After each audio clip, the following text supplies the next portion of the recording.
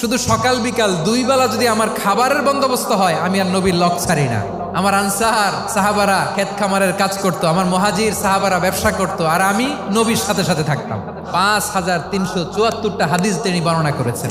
সবচেয়ে বেশি হাদিস বর্ণনাকারী সাহাবী আবু হুরায়রা রাদিয়াল্লাহু তাআলা আনহু।